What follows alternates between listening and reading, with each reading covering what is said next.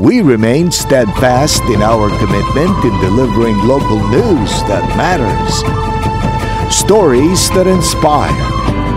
Enriching the lives of Filipinos in the Philippines and across the globe. This is your GMA Regional TV. Buong puso para sa Pilipino. Ito ang inyong Regional TV News.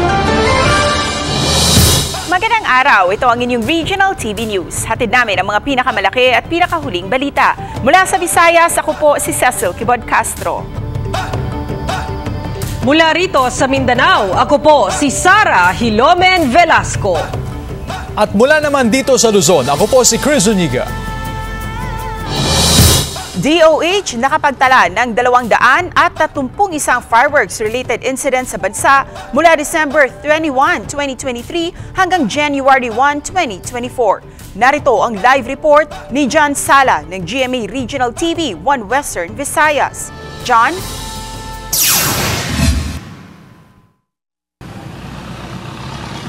Cecil, karagdagang 116 cases ng mga naputukan ang naitala ng Department of Health kasabay ng pagsalubong ng bagong taon at posibleng madagdagan pa ito sa patuloy na pagdating ng mga datos mula sa mga iba't ibang lugar sa Pilipinas. Mula nang umpisahan ng DOH ang pagmamonitor ng fireworks-related injuries noon pang December 21, 2023, umabot na sa 231 naman na biktima ng paputok. Mas mataas ito sa 137 sa parehong panahon noong 2022. Sa press briefing ng DOH, sinabi ni Secretary Teodoro Herbosa, bagamat mataas ang fireworks-related injuries ngayong pagsalubong sa bagong taon kumpara noong may restrictions pa dahil sa COVID-19 pandemic, mas mababa ang 116 daily average sa 159 na naitala noong 2019 bago pa ang kasagsagan ng COVID-19 pandemic. Sa 231 fireworks-related injuries, 113 cases ay mula sa National Capital Region, 27 sa Central Luzon at 24 naman sa Ilocos Region. Baka madagdagan pa ho ito sapagkat kuminsan nadidelay yung pag-report ng ibang ating sentinel sites or hospitals.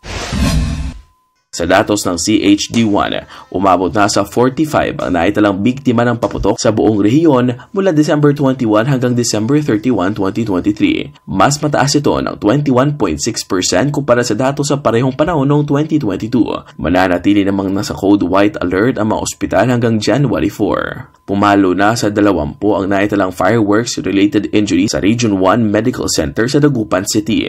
10 ang naidagdag sa loob lamang ng 12 oras.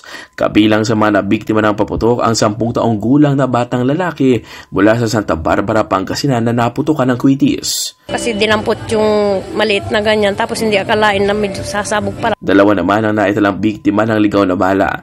Nasa maayos ng kalagayan ng 2 na parehong mula sa San Fabian. Isang 4 na taong gulang namang lalaki ang pinakabatang biktima ng paputok na naitala ng ospital.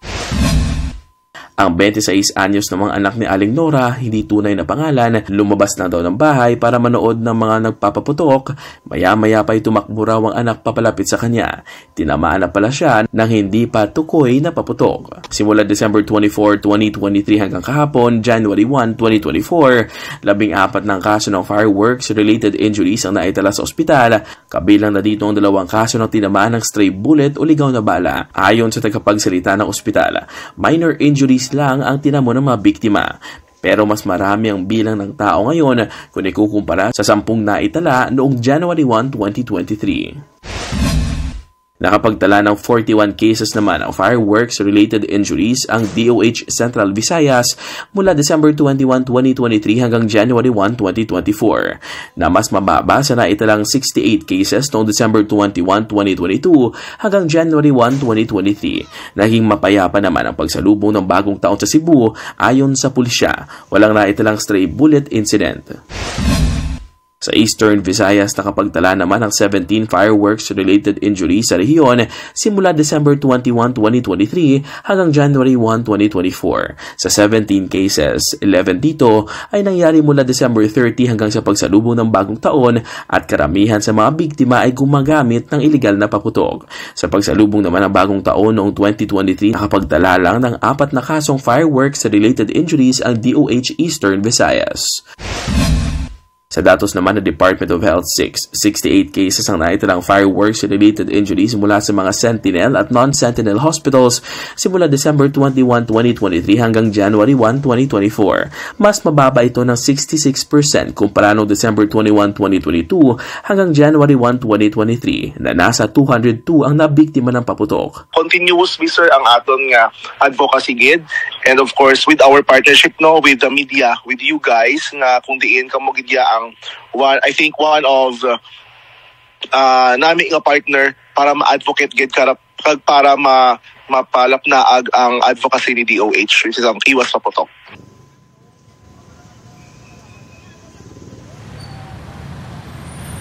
Cecil, hanggang January 4 ang Code White Alert status ng mga ospital sa buong bansa, habang January 5 naman ang last day ng monitoring ng Department of Health kaugnay sa fireworks-related injuries. Cecil? Maraming salamat, John Sala ng GMA Regional TV 1 Western Visayas. Bahay at junk shop sa Dagupan City tinupok ng apoy sa kasagsagan ng pagsalubong sa bagong taon. Makibalita tayo kay Russell Simorio ng GMA Regional TV 1 North Central Luzon. Ang saya at pananabik para sa pagpasok ng taong 2024, napalitan ng panlulumo ng isang mag-anak sa Barangay Mayombo, Dagupan City. Kita sa cellphone video na ito kung paano nilamon ng apoy ang ipinundar nilang junk shop. Sa bilis ng pagkalat ng apoy, nadamay pa ang kanilang 2 palapag na bahay. Buti na lang daw at ligtas silang nakalabas sa nasunog na bahay. Malungkot dahil lahat ng gamit namin wala kami nailigtas, sir. Dahil di ka namin akalain ng ganito ang mangyari sa amin. Natupok din sa junk shop ang truck na ginagamit sa negosyo. Namatay rin ang 3 alagang aso at 15 panabong na manok. Kwento ng pamilya, nagsimula ang sunog dahil sa paputok na napunta sa junk shop. Yung parang fetus daw dito sa likod. Kaya nasunog yung laman niyan. Mga bata daw sabi ng mga nakakita. May mga initial interview na kami with the owner and yung pong eyewitness po natin sa fire incident. So, i-check naman po natin lahat po ng possible po na anggulo kung saan po nag-start po yung sunog. Wala namang nasaktan sa sunog na tumagal ng mahigit 1 oras bago ideklarang fire out. Inaalam pang kabuang halaga ng danyo sa sunog. Mula sa GMA Regional TV 1 North Central Luzon, Russell Simorio nagbabalita para sa GMA Integrated News. Mga biyaherong magsisiuwian galing bakasyon, parami ng parami sa Batangas Port. Alamin natin ang sitwasyon sa lugar sa live report ni Paul Hernandez ng GMA Regional TV, Balitang Southern Tagalog. Paul?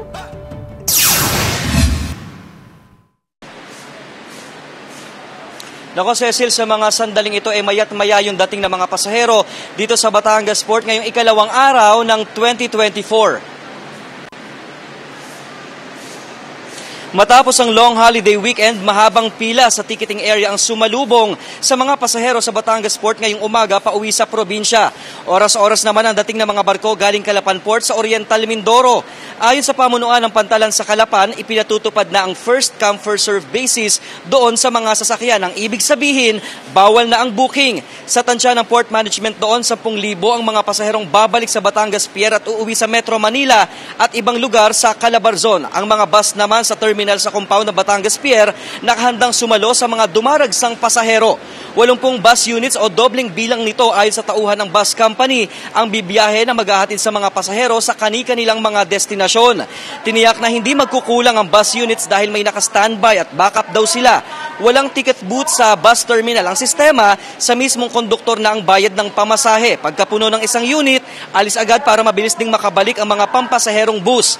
Inaasahang aabot sa 2 hanggang 3,000 ang isa sa kanilang pasahero ngayong araw. Samantala, Cecil, dahil nga patuloy yung pagdagsa ng mga pasaherong lalabas at papasok dito sa Pantalan sa Batangas, ay ipinatutupad pa rin yung mahigpit na seguridad dito. Hanggang mamayang hapon o mamayang gabi, inaasahan pa yung pagbuhos ng mas marami pang mga pasahero. Cecil. Maraming salamat, Paul Hernandez ng GMA Regional TV, Balitang Southern Tagalog.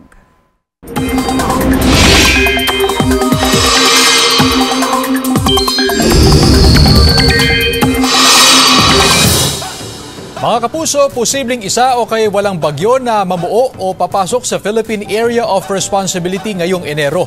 Ayon sa Pag-asa, kung sakali mang magkaroon tayo ng bagyo, ngayong buwan ay may posibilidad itong mag-landfall sa Eastern Visayas o Caraga Region. May tsansa rin naman ang potensyal na bagyo na lumihis ng bansa.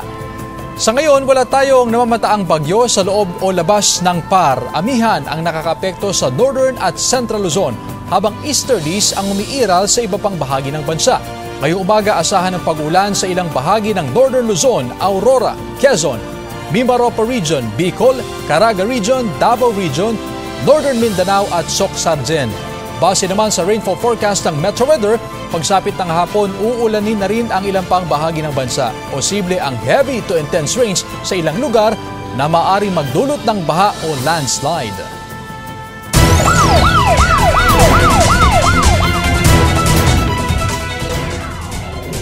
Magkakasunod na vehicular accidents ang naitala sa Naga City, Camarines Sur nitong bisperas at unang araw ng bagong taon.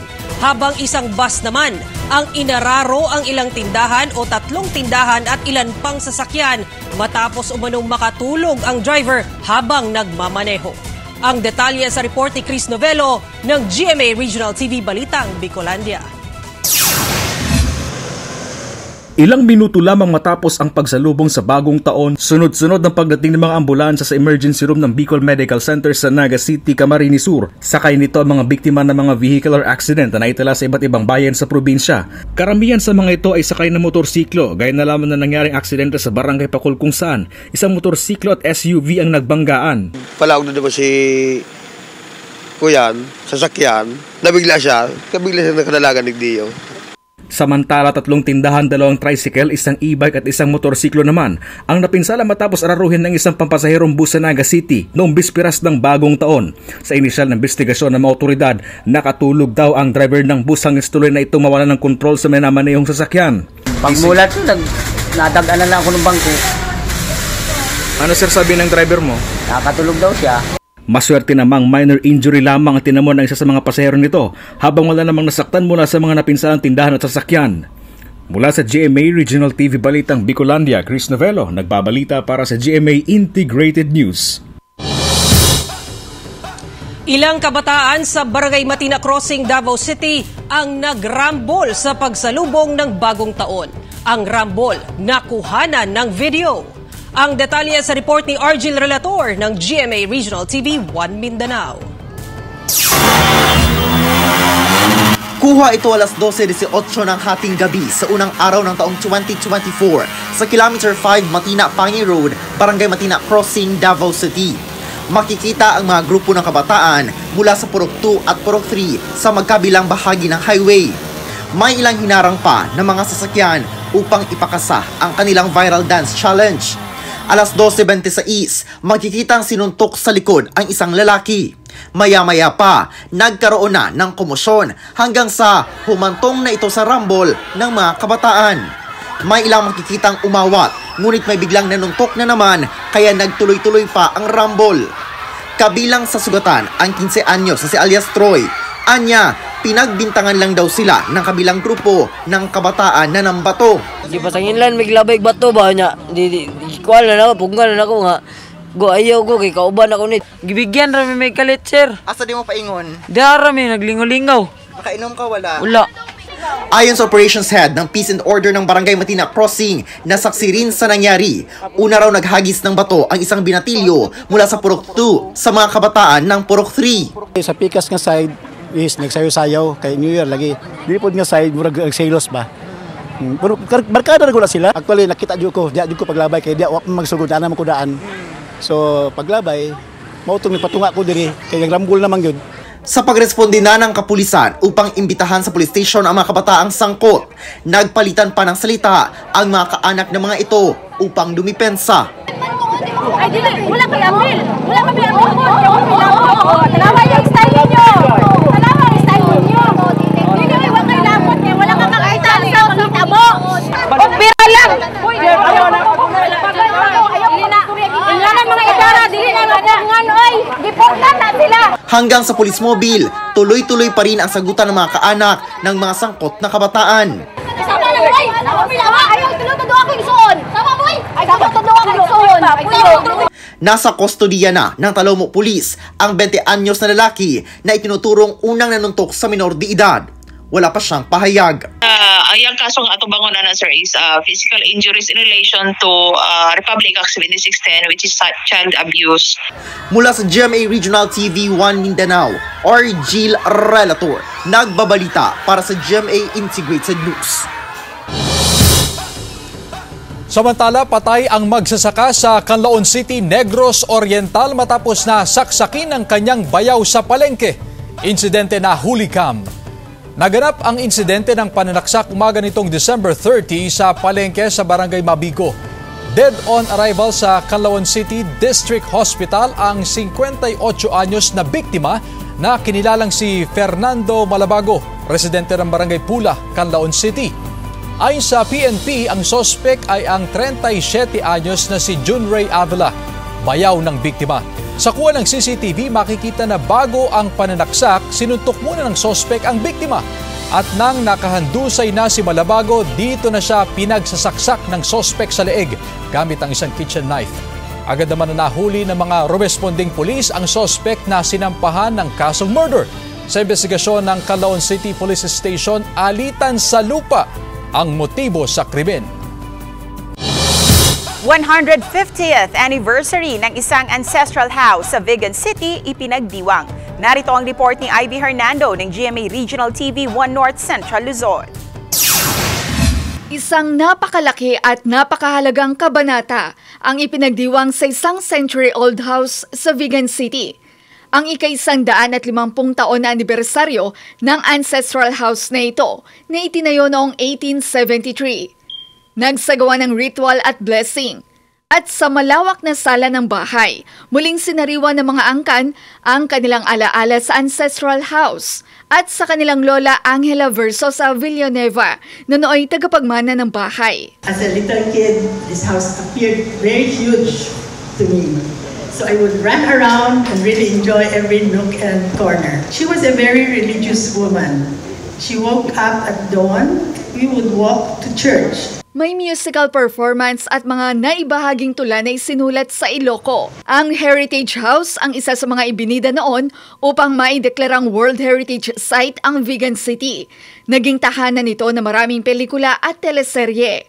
Batid ng angka ng mga Versosa ang malaking kontribusyon sa pangangalaga ng heritage houses, hindi lamang sa turismo, kundi sa pagpapanatili ng mga bahagi ng ating kasaysayan at suportado ito ng provincial government. Ang importante, mapanatili siyang heritage, kung paano siya noong unang panahon. Because they are vital in ensuring that future generations can continue to appreciate and learn from our past. Isang hakbang na nais gawin ng mga Versosa ang matulungan ng ibang ancestral homeowners sa pangangalaga ng mga lumang bahay. Mula sa GMA Regional TV 1 North Central Luzon, Ivy Hernando, nagbabalita para sa GMA Integrated News.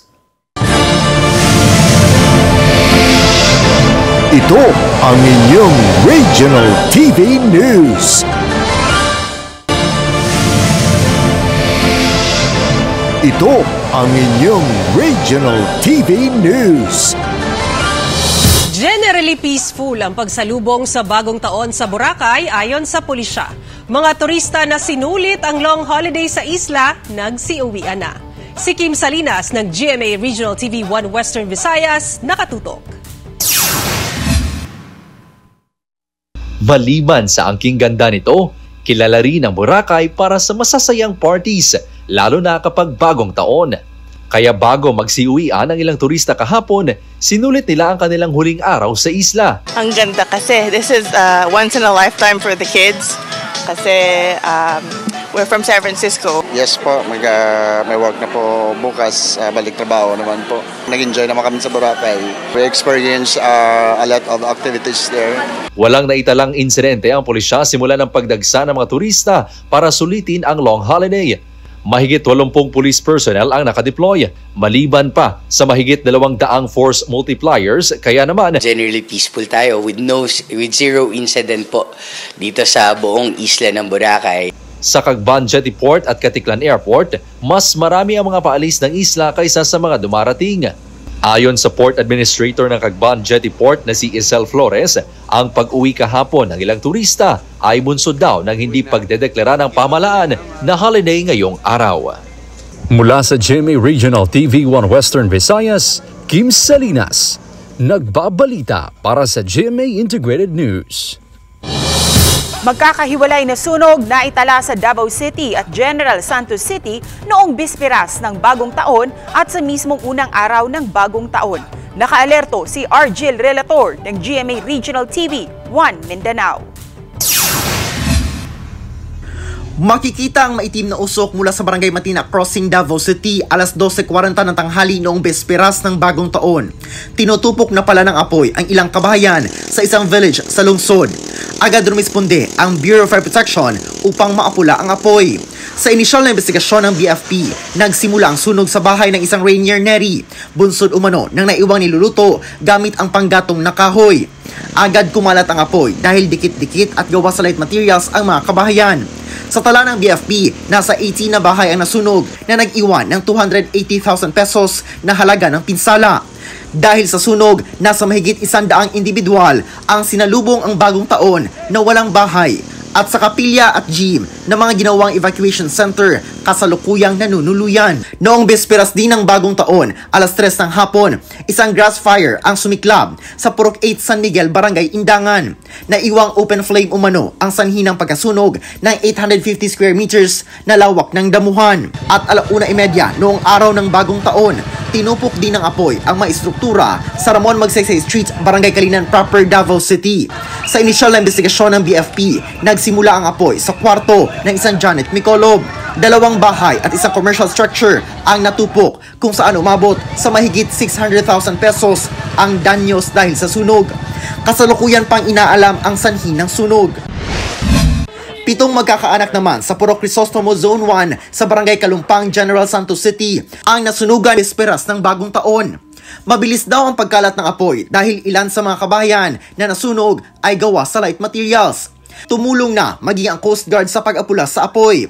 Ayon sa mga nasunugan, nadamay din sa sunog ang ihahanda sana nila sa pagsalubong sa bagong taon. Patuloy na iniimbestigahan ng BFP ang sanhi ng sunog. Sa initial na assessment ng BFP Jensen, nasa mahigit 200,000 pesos ang iniwang pinsala ng sunog. Mula sa GMA Regional TV 1 Mindanao, Argil Relator, nagbabalita para sa GMA Integrated News. Samantala, pagtitinda sa bahagi ng Lions Head sa Cannon Road, papayagan na lang hanggang January 15. Narito ang report ni Joan Punsoy ng GMA Regional TV 1 North Central Luzon. Mas dumami ang bilang ng mga turista na nais magpa-picture sa Lions Head simula ng buksan ng Cannon Road ngayong holiday season. Ang pagkakataong ito ang sinamantala rin ng mga negosyante para makapagbenta ng kanilang produkto na kabilang din sa dinadagsa ng mga turista. Dati kasi sarado siya ng ilang taon. Kaya parang ngayon lang babawi yung mga vendors. Binigyan ng lokal na pamahalaan ng special permit ang mga negosyante. Epektibo ang kanilang operasyon simula December 20 hanggang January 15, 2024. Before that deadline, pupuntahan na naman namin sila para mag-meeting ulit para tulungan sila kung paano yung continuity. Kasi pinag-permit po talaga natin sila ngayon, special permit. Pero may regulasyon na ipinatutupad. Nilimitahan lamang ang bilang ng mga magbebenta at tanging mga residente lamang din ng lungsod ang pinayagang magpatayo ng stall sa lugar. Better for them kung limited ang vendors na maia-allow. So, nagbigay din tayo ng distance from the Lions Head para hindi naman ma-obstruct yung view pag nag-picture taking yung ating mga bisita. Importante pa rin umanong makontrol ang daloy ng trapiko sa may Lion's Head. Mayroon ng parking area sa lugar para maibsan ang traffic build-up sa Cannon Road. Mula sa GMA Regional TV 1 North Central Luzon, Joan Punsoy, nagbabalita para sa GMA Integrated News. Ito ang inyong Regional TV News. Ito ang inyong Regional TV News. Patay ang isang pulis matapos daw aksidenteng mabaril ang sarili habang nililinisan ang kanyang issued firearm sa bahay nito sa Bansalan, Davao del Sur. Kapapasok pa lang ng bagong taon, patay ang isang pulis matapos daw aksidenteng pumutok ang kanyang issued firearm na 9mm. Tama ng bala sa pisngi. Ang tinamo ng pulis na kinilalang si Patrolman Janiel Pepito, 27 anyos na nakatalaga sa Davao del Sur Mobile Force Company. Ayon sa report ng Police Regional Police Office 11, nasa loob ng kanyang kwarto ng kanilang bahay sa Barangay Mabuhay, Bansalan, Davao del Sur ang pulis nang mangyari ang insidente. Nililinisan daw nito ang kanyang baril. Nadala pa sa ospital ang pulis pero idineklarang dead on arrival. Kasalukuyan pang nagsasagawa ng masusing investigasyon ng PNP ukol sa insidente.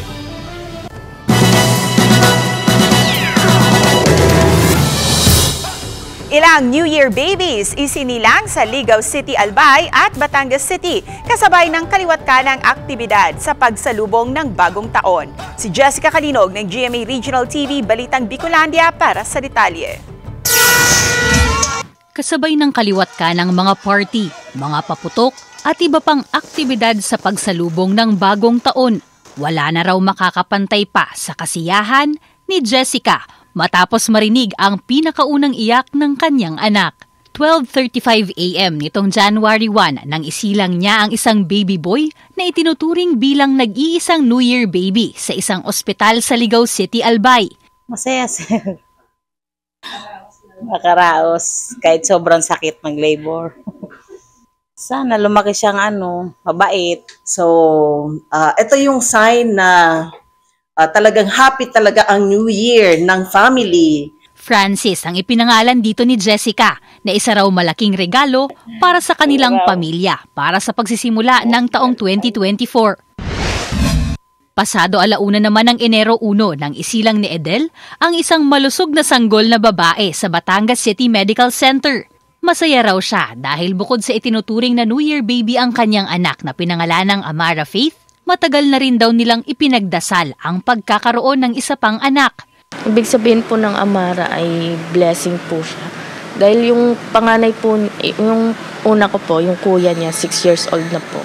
Bali, matagal din pong nasundan. First-time mom naman si Kathleen na nagsilang ng isang healthy baby girl. Kasabay ng ingay ng putukan ay ang una naman niyang pagkakataon na marinig ang iyak ng anak. Yung mga na doon po sa operate, sa loob po ng emergency, sobrang tawa din po sila nung habang nilalabas ko po ito. As in, sila po yung mas excited. Hindi man eksaktong 12:00 ng hating gabi, sinilang ang 4 na mga malulusog na sanggol. Itinuturing pa rin silang mga New Year baby at higit sa lahat, biyaya para sa kanilang mga pamilya. Mga 1 to 2 days upon observation at normal po sila kasama ng mga nanay, maaari na po natin silang pauwiin. Always remember, mothers, breastfeeding is still best for babies. So as much as possible, always nurture their kids, always nurture their child. Mula sa GMA Regional TV Balitang Bicolandia, Jessica Kalinog, nagbabalita para sa GMA Integrated News. Samantala, mapapanood niyo pong episode na ito sa official website ng GMA Regional TV, www.gmaregionaltv.com. Pwede rin kayong bumisita sa aming official YouTube channel, GMA Regional TV, at i-click ang subscribe button para sa pinakamainit na balita mula sa mga rehiyon. Nais naming pasalamatan ang mga kapuso sa iba't ibang panig ng Pilipinas, maging ang mga kapuso natin abroad. Dahil sa GMA Regional TV, local news matters. Kami ang Regional TV News, buong pwersa para sa mas malaking misyon at mas malawak na paglilingkod sa bayan.